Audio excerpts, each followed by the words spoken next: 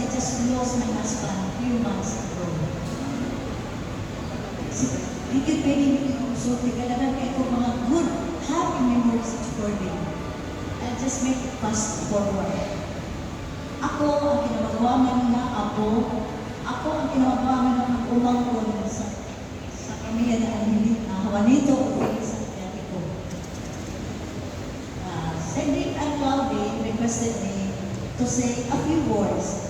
But I was hesitant because I'm afraid I could not speak because my heart is in pain. Supporting ang eskwela na ako sa Cebu, eskwela ko sa Dominikanan. Wag ko kawan ko sa mga kanina ko sa iyo. Supporting was very sad. Kaya kumanay ko pa kayo ng eskwela. Ang gusto ni Supporting na ako maka-eskwela dito. So si Supporting is as a great part in my success. Kasi Supporting mag-convince ni Papa na ako kawalan ko. At ako hindi kalipay na Supporting na magkatabang ako. Way back, May 5th, year 15, 2016, if I'm not mistaken, Irene texted me that Supporting was in Cebu for his check-up because Supporting is sick. And I informed my brothers and sisters. I informed. When Joffel knew about the situation of Supporting, my brother Joffel, General Joffel Adriano, flew to Cebu hurriedly because he wants to see, he wants to maklaro na Joffel nga maayra si Supporting in good condition. But at the time, pag humana magpanunto, si Supporting was in pain. Nagdidali na ako si Supporting na sa Chongwa with Bubong Irene and my brother Jovel. Pag-abutin ko in pain si Supporting. Pag-ulit na lang sa iyang room, nagduda din si Supporting how he felt. Yang giingan si Bubong,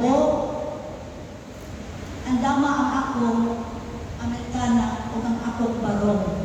Di si Bubong wala mo tingin. Then si Bubong nagipimposa sa pati, yung nagsuon. After a week, nakabot din ang nagsuon. Surprisingly, si Supporting niabot ko 9 long years. In every check-up ni Supporting, Irene and Bubong will text me. Tanang check-up ni Supporting, naagod ko. Kaya love mo din ako si Supporting. Kami talang siblings, love naman si Supporting. Overwhelmed na ayaw ni ng pamilya Adriano sa Polanco, sa Villahermosa, sa Antipulo, sa Dapitan, mga empremyado, Rongaya, Adriatico, sa Corpus na akong dinig. Dini ginato kita, unsa ka maayo sa Supporting, unsa ka buutan, kaya musimpatize niya. Amo yung gibali ang kaayo ng Supporting. Isa na in pain ko karon. In pain niya ako karon na si Papa Gordon, may makabayan na mo always. The last time I speak towards many people during the 95th birthday of Supporting. Now I speak. Sige ko pangutan ng Supporting. I love na po Supporting. I am grateful. We are all grateful to have an uncle like Supporting. And we can no longer find an uncle. We can settle find an uncle. Like the trait, like the attitude, like the generosity of Papa Gordon. Because Papa Gordon doesn't want to have affliction between brothers and sisters and cousins. Karon nalipay si Supporting na kami mga isuon niya karon na si General Joffel, bansa niya asawa si Joji, si General Joffel together ni Grace, si Nepeteri. Wala mo naman si Nepeteri o ani. Kaya Nepeteri pa, pumawag ito kaldo niya akong Supporting. Dahil na si Rivera, na si Moy, na si Dudoy o si Jane. Supporting, I not make this longer. Ang ako lang pasalamat ko to have you. And I wish and pray that one of the siblings could follow the footsteps of Supporting. Patience is a virtue. To forgive is divine. To forgive you are gone but never forgotten. Love you, Supporting.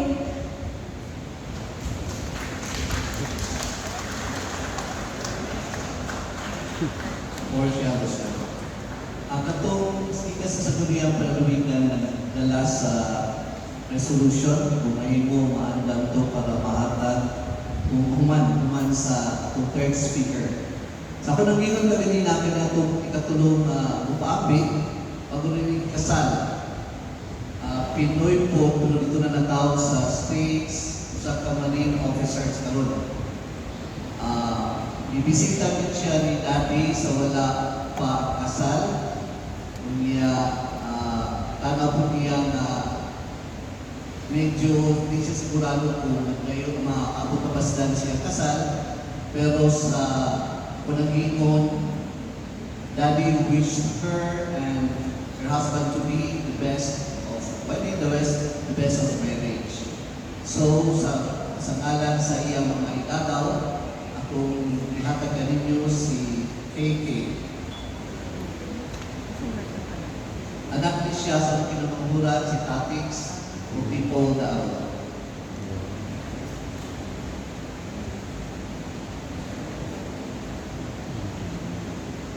Integrity, loving, and picture ready. These are phrases that I've observed with the character of Lola Corday, but as the grandchildren call him, Lola Daddy. Good afternoon, everyone. As Uncle Cedric said, I am Kirsten Pauline Adrianico Daryl, well, technically Laviste, and the daughter of Tatix, the youngest child of Lola Daddy.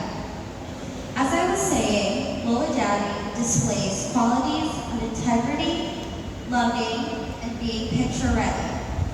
Integrity is when someone possesses high morals, principles, for instance, honesty, trustworthiness, and responsibility, choosing the right thing even when it may be difficult. As we reflect and commemorate his long, fulfilling life, we hear stories of his accomplishments in his careers and milestones. I believe everyone here can attest he has held himself to the highest degree of integrity in this field. The second quality I mentioned was love. He has proven this through his sacrifices as a single father of 8, a responsible older brother, and a paternal uncle to his extended relatives. Now, I get to tell you my perspective of him as a loving grandfather. I can affirm and confidently say that each 18 of us grandchildren, whether here, the Philippines, or abroad, have had a personal story or connection to Lola Daddy. As a grandfather, he has influenced all of us to aim big, but also show overt concern over problems and issues we face that don't even involve him sometimes. It's actually quite intimidating to have such an honorable, accomplished grandfather because he only expects the best for his family, or more so, deserves the best. Truthfully though, he was quite simple. All he really wanted was to be visited, surrounded by all his friends and family, and hear updates on our lives, making sure he saw his loved ones looking good or staying content in life. Being in the U.S., I had a different experience than those who were able to be here and spend more time with him. For me and my cousins abroad, he was always one of the main reasons we traveled 20 plus hours to the Philippines. His birthday celebrations were reunions that brought my cousins and me closer together. We knew how much he loved a big party and how to celebrate life. But part of these preparations included him making sure each and every person, far or near, were invited to share this big celebration, and the attendance was high. When we'd have family gatherings in Illinois, we would video chat him, and he, of course, would take attendance or do a roll call and see who was missing. He wanted to see each one of us, and he wanted to make sure everyone was there so no one would be left out or miss out on family time. Recently, I had the opportunity to actually see my Lola Daddy 3 weeks ago. I got married last February 22nd, and I wanted to receive a blessing from my grandparents prior to this event because they couldn't travel all the way to the U.S. When I saw Lola Daddy, I saw that his age may have caught up to him. He wasn't quite the same Lola Daddy that I had seen in the past trips. Though that was the case, he still possessed support, excitement, and concern for my upcoming wedding. Though this is a personal story to me, I know this is applicable to each and every one of the grandkids who's experiencing a new adventure or endeavor. Lastly, picture perfect. I'm not sure who instilled this in him, but he was the most picture perfect ready person. This man loved his pictures, and he made sure to look presentable. In his last few weeks, he was weak, he was in pain, and he was tired. But for some odd reason, he mustered the strength, asked for a picture, and with a big smile, he asked, "Okay, take a picture." I believe he never wanted to stain the memory of spending time with him by frowning or looking bad in a picture. Though there will be no more big Lola Daddy birthday celebrations, no video chat roll calls, or 6 p.m. dinners at his house in Toronto, Lola Daddy, you will remain to be always an inspiration to us. You will be a happy, sweet memory each one of us will carry and reminisce on. When I saw him during my last visit, he and Lola Lydia said, "You were the first to visit me this year." Well, Lola Daddy, you have so many people here who have visited you. And be so proud and happy with this big attendance and turnout. On his 95th birthday, during his speech, he stated, "To my grandchildren, I love you until the end. Lola Daddy, we have loved you until your end. We will love you after, and we will always love you. Thank you for everything."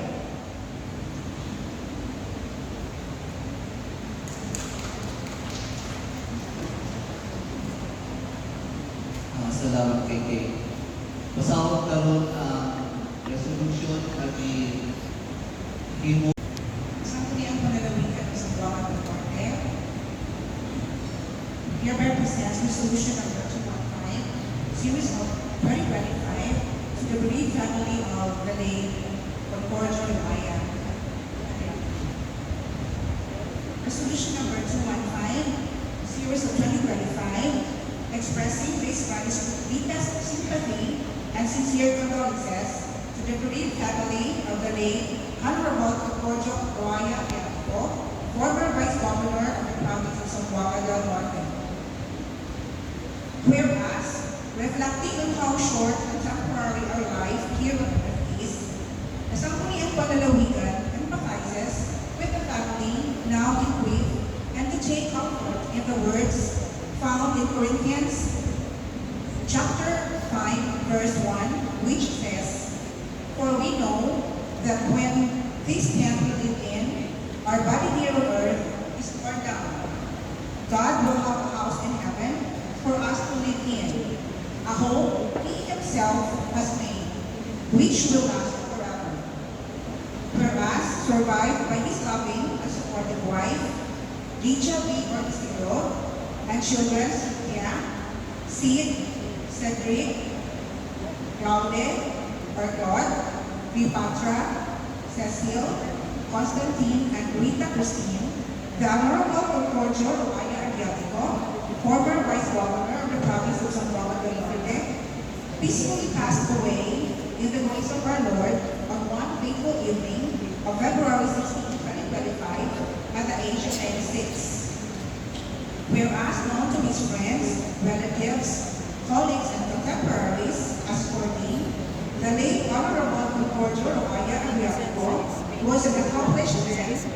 lived a truly meaningful life dedicated to public service, whose career as a licensed civil engineer started on July 1, 1953 at the then Bureau of Public Works as laboratory technician, who after barely 6 months became project inspector and later appointed as associate civil engineer, senior civil engineer, supervising civil engineer, rising further to become district engineer 1 in 1967 to 1971, and finally serving as district engineer 2 from 1971 to 1980, earning him a prestigious award as one of the 10 most outstanding district engineers in the Philippines for the year 1978 and 1979, shortly before taking another journey to become the 6th Vice Governor of the province of Zamboanga del Norte in 1980 at the age of 51.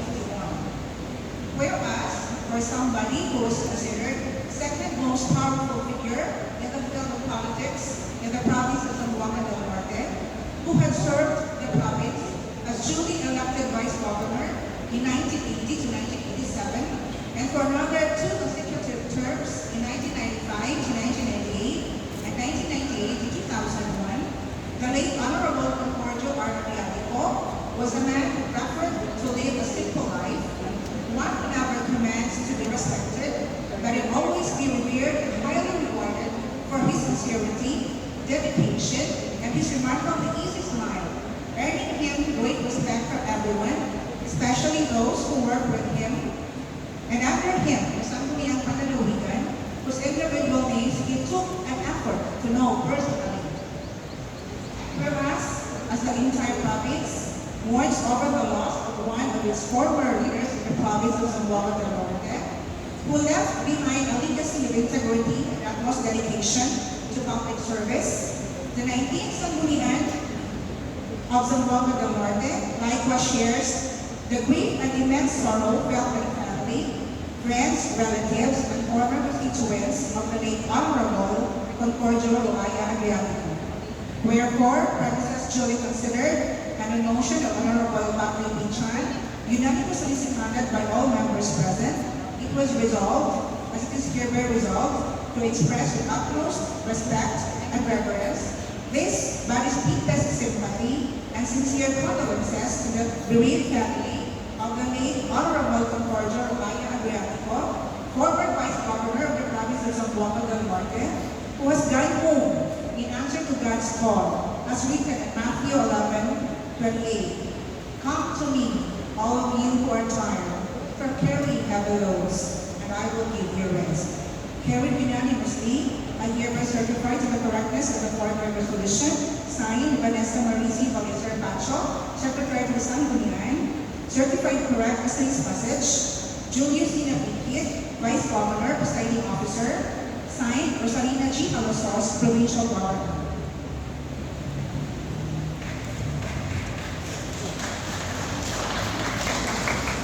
May I request the family of Gordy and Agliatico to please stand, and Maricar will give this to the family. Please stand.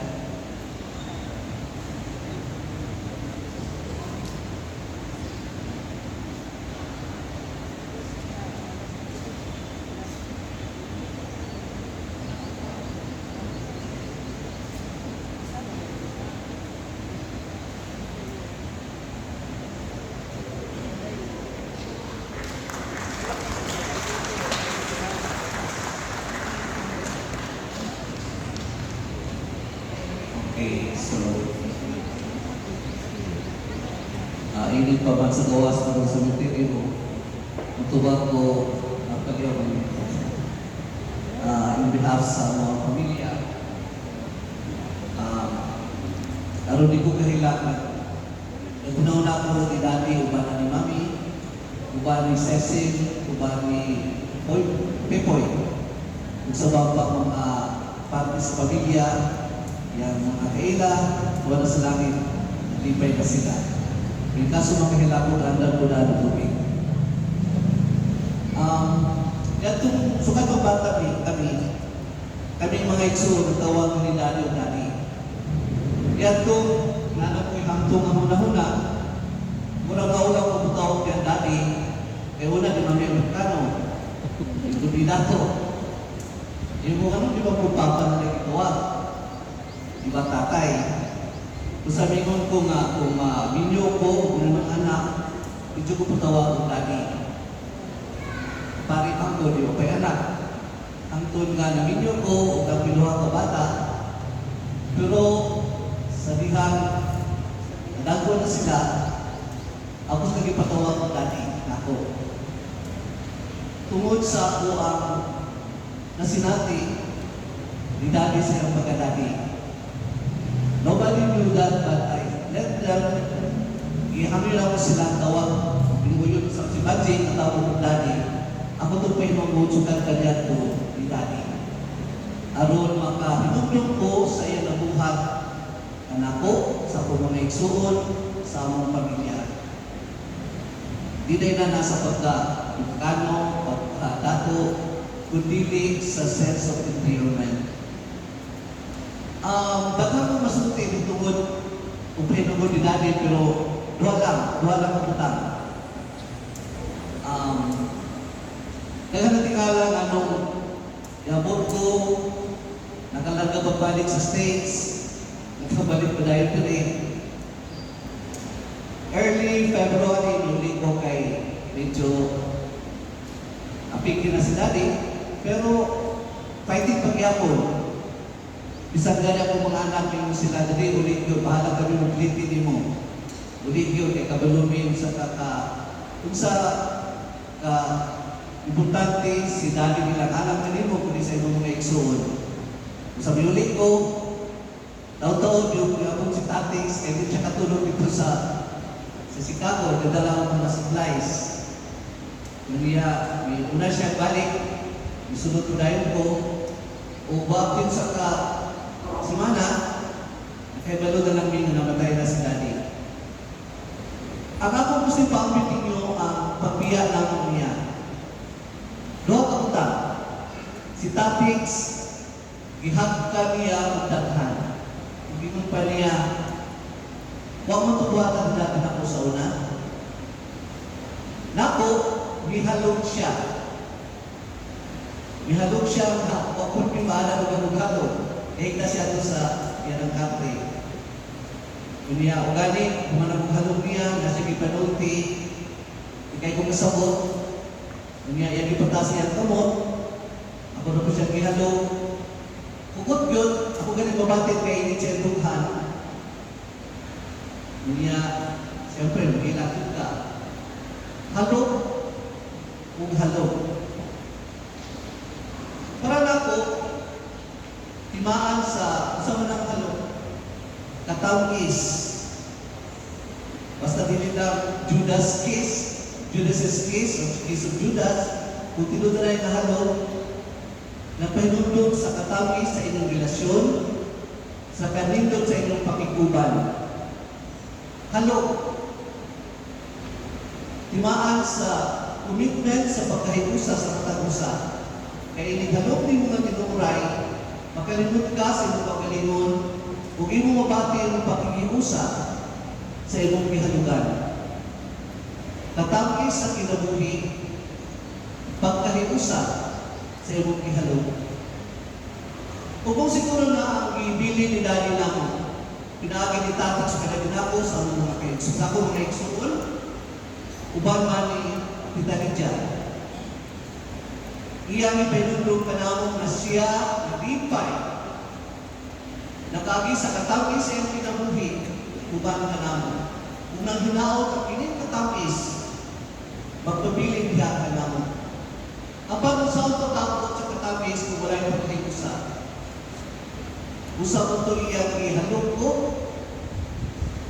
Kanang yung halog na pwede ka kaginawa. Kung muna ka, makita ko ni daddy, inahon mo.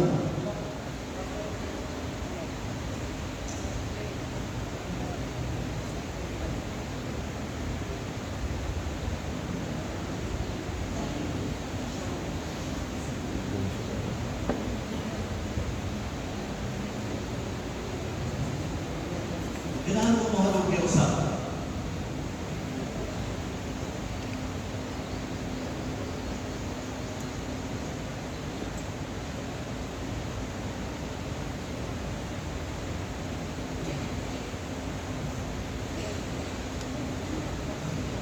Kundi lang sa nakanamong mga igsoon sa mga anak.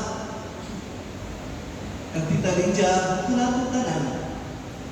Kung tapos natin na ito katawin sa ako ang kinabuhi, kanatay pagkikiusa, kung tinabangay, tulungay. Hindi pa kayo kusa, sugat ko na, ibalik ko na yung magigan sa stage, saan ay mga tao ako ganun kaila, nagpasalamat sa tingin ni dati nila. Ilang kawanan, ilang mga kahigalaan, o ganun kaila.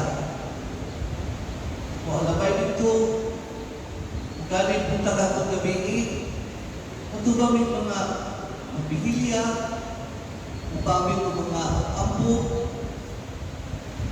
usay si Tita Lydia ko yung matubang, usay ako, apoy.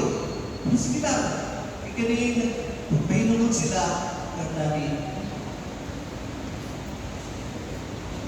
Usa, sa ngalan sa mga igsuon ng pasalamat kini Tita Lydia. Siguro kung wala siya, bukan na namatay si Daddy. Salamat na naray usap ka.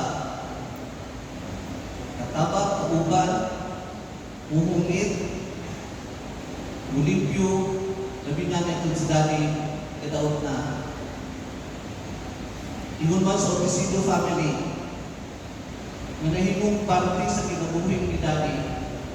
Huwag magalis na ng parte na mo, apan nahimong na parte sa kinabuhi ni Daddy.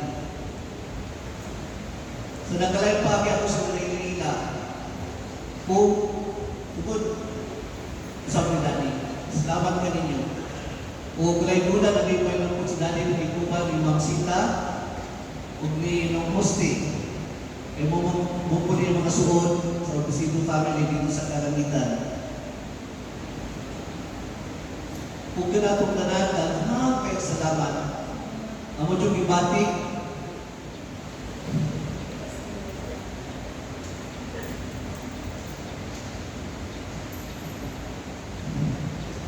ang inyong kaayo, ganda ni, kaya naging siya, usap, libo, kaayo ka ninyo.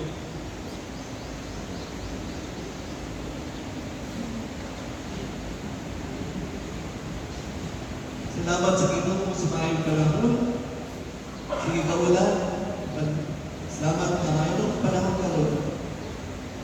Sa tukwaya, Balinang Elma, sa photographers, sa mga bagay na pinumuluhan sa mga bispo, sa mga bagay na pinumuluhan sa lahat. Pero natupagod sila, hituyot ka na ito. Mga bagay na excuse kay sa Banungan nun, hindi ka pa bisa ganit-rit. Mato sila sa ilaan parokya. Salamat sa inyo. Kung di lang ako, usang-usang pa, salamat sa Army na nag-provide sa tulong. Hindi mo lang ako sa dating kordihan yun. Sa pag-asa ninyo, nalungon, tinumuluhan ni General Agani, nakikita mo sa Army, ngigsun si General Jufel sa Police Malaysia. Na may tulong sa pag-pidget para ni Daddy. Tila din tamang usaw-usaw kayo, tamang mamanini. Usa salamat kayo sa ngalan ni Kulkodyo, Gordy, Buhaya, Briatico, among pinagagawin natin.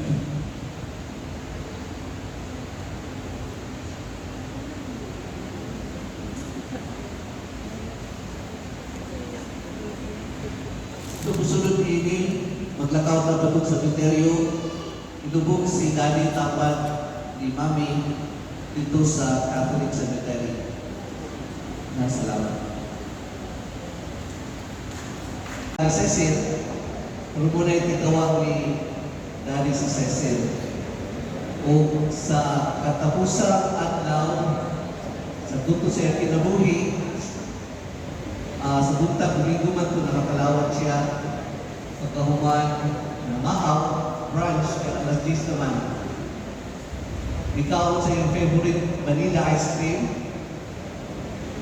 higda na inom maging sure, minom o tubig, Niya, si, itong caregiver lang yan, nabigit sa kwarto. Niya, muna siya tanaw sa taas. Niya, yung mata, may tako.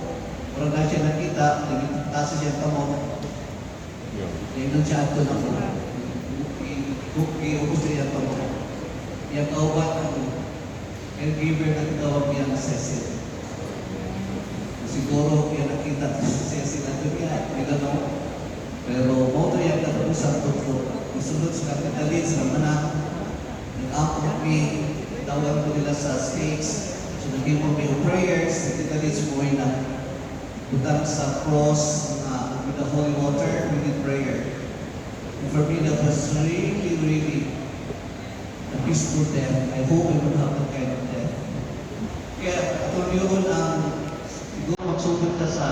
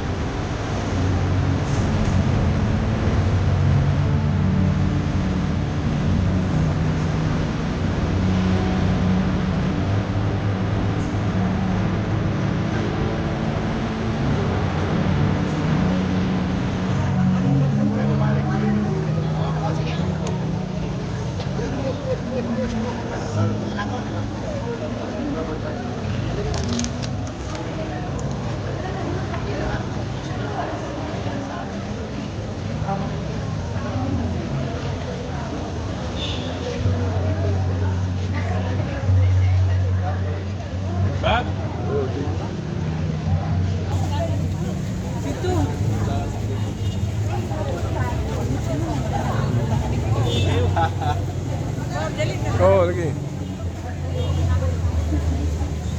Hey. Selingan dari Oh. sini.